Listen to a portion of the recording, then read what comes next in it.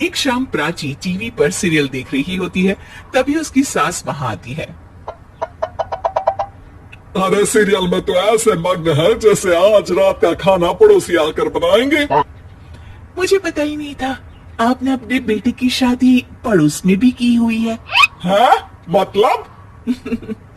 मतलब इस घर में सारा काम बहू ही करती है, आप तो सिर्फ खर्राटे मारती हैं। अच्छा जी, फिलहाल तो तुम आराम फरमा रही हो, चलो जाओ, ये मेरी टीवी देखने का समय है। आहा, इसलिए मुझे भगाया जा रहा है। सॉरी, अब तो बिल्कुल नहीं जाऊंगी। प्राची की इस बात पर दोनों सास बहू के बीच टीवी रिमोट के पीछे बच्चों जैसे छीना झपटी शुरू हो जाती है, जिसके बीच श्लोक भी काम से घर वापस आ जाता है। आज मेरी चूहे बिल्ली की जोड़ी किस बात पर झगड़ रही है? अरे तेरे बीवी मुझे टीवी ही नहीं देखने दे रही। अरे तुम्हारी मम्मी मुझे खाना बनाने के लिए फोर्स कर रही है। अरे वाह, ऐसे बेतुके रीजन पर तो बच्चे भी झगड़ा नहीं करते। अरे मुझे कुछ मत बोल, सब इसने ही शुरू किया है। हाँ हाँ, जैसे आप तो बहुत दूध की धूली है ना। अरे बस, दोनों चुप। प्राची जाओ, खाने की तैयारी करो। और माँ तो छोड़ो, तुम्हें क्या बोलूं, शांति से अपना सीरियल देखो, मुझे दोबारा लड़ने की आवाज सुनाई नहीं देनी चाहिए। ऐसा बोलकर श्लोक वहां से चला जाता है, जिसके पीछे पीछे प्राची भी कुछ न कुछ बड़बड़ाते हुए रसोई में चली जाती है। हाँ हाँ, सासू जी को तो कुछ बोलेंगे ही नहीं, बस मुझ पर ही हुक्म चलता है, खाना बनाओ, जैसे मैं इनके घर में खाना बनाने के लिए आई हूँ।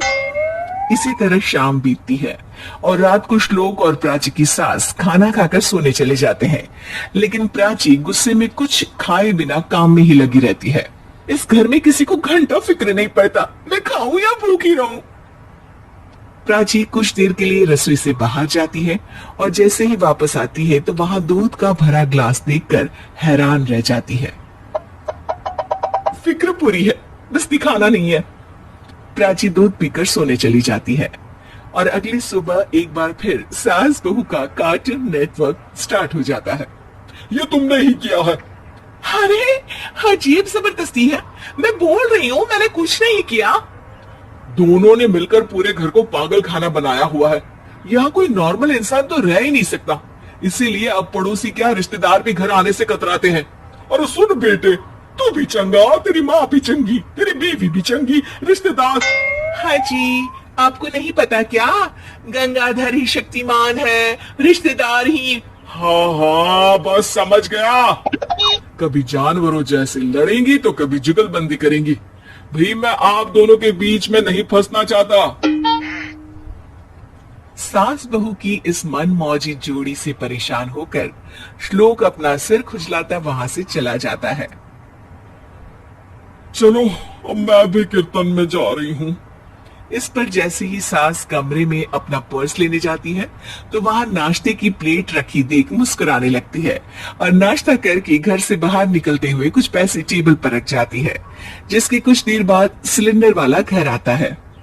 ओ मोरी मैया, मैं सिलेंडर के बारे में तो बिल्कुल भूल ही गई थी। घर खर्च के सारे पैसे भी मम्मी के पास है और श्लोक से बोला तो उल्टा 4 बात सुनाएंगे। प्राची ये सोच ही रही होती है कि अचानक उसका चेहरा चमक उठता है और वो घर में आकर इधर उधर देखने लगती है। तभी उसकी नजर टेबल पर रखे पैसों पर पड़ती है, जिन्हें वो सिलेंडर वाले को दे देती है। ये सब श्लोक देख लेता है। अच्छा बेटे, इतना बड़ा घोटाला, सबके सामने मैं तेरी दुश्मन और पीठ पीछे तेरी मेरी यारी। इस पर श्लोक एक प्लान बनाता है और शाम को सब एक साथ बैठे होने पर बोलने लगता है।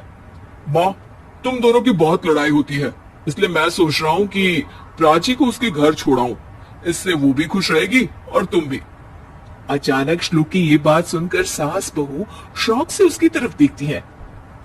अरे ऐसे कैसे घर छोड़ाओगे, मुझे कहीं नहीं जाना। अरे तुमने बोला नहीं पर मैंने सुन लिया, तुम्हें मम्मी के साथ रहना अच्छा नहीं लगता, मुझे पता है। अरे वाह, अरे जब बहू खुद कुछ काम बोले तो वो तुझे सुनता नहीं, और अब जो इसने बोला ही नहीं वो तू समझ गया। जब उसे नहीं जाना तो फिर जबरदस्ती क्यों कर रहा है? अच्छा, फिर आपको मौसी के घर छोड़ाता हूँ, बस अब आप दोनों एक घर में एक छत के नीचे नहीं रह सकती। मैं इस टॉम एंड जेरी की जोड़ी को और नहीं झेल सकता। है? ऐसे कैसे नहीं रह सकते? तुम्हें इतनी दिक्कत है तो तुम्हारा बोरिया बिस्तर पैक कर देती हूँ, लेकिन मम्मी जी कहीं नहीं जाएंगी। बिल्कुल यही सुनना था मुझे। अगर दोनों में इतना ही प्यार है फिर हर वक्त ये लड़ाई का नाटक क्यों करती हो? देखा मैंने कैसे माँ किचन में दूध रखती है और तुम उनके लिए कमरे में नाश्ता रखती हो, और कैसे वो पहले ही तुम्हारी दिक्कत समझकर घर में पैसे रखकर बाहर जाती है। अरे भाई, इतना ड्रामा तो डेली सोप में भी नहीं होता जितना तुम दोनों ने इस घर में फैलाया हुआ है। तू हमें टॉम एंड जेरी बोलता है ना, तो याद कर वो दोनों भी एक दूसरे को बाहर वालों की बुरी नजर से बचाने के लिए हमेशा सबके सामने लड़ते थे, लेकिन अकेले में दिक्कत के समय मदद भी तो करते थे।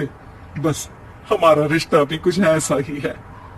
और वैसे भी अगर सास बहू में तू मैं नहीं होती तो दुनिया वालों को कहानियां कैसे मिलेंगी?